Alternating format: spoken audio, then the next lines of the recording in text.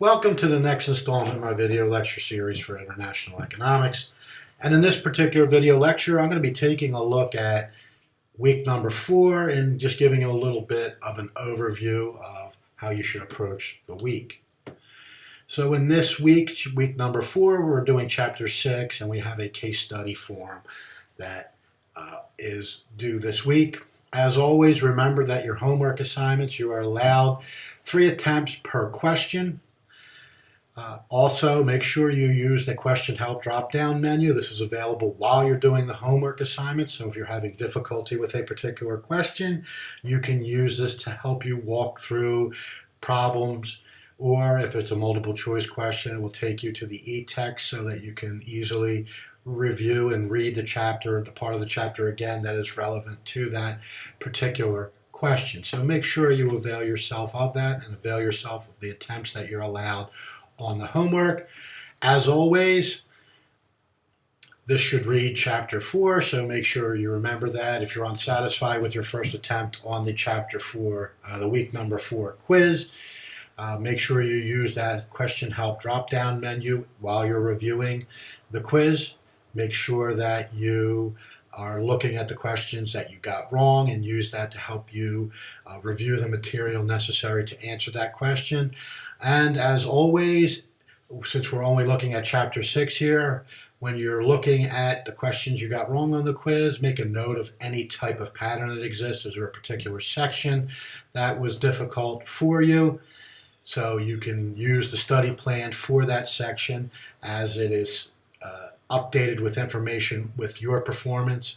It is customized to each student, so you can work on that particular section. So hopefully you'll be able to improve your knowledge and your performance. And after you do those 2 steps, you can retake the quiz and hopefully you'll do better. Again, with the case study forms, make sure you spend the appropriate amount of time. There's some research involved, i.e. internet searches. Make sure that you cite any website or any source that you use with respect to your case study forum.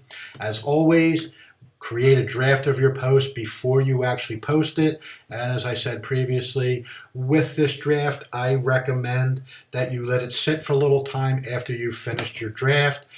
Take a little time away from it, clear your head, and then go back and read it critically to make sure it makes sense. As I said previously, if you're reading through your own post and it seems a bit vague, or you read it and you're questioning yourself, it's a pretty good idea there that you should rewrite that or add some information into it to make it clearer.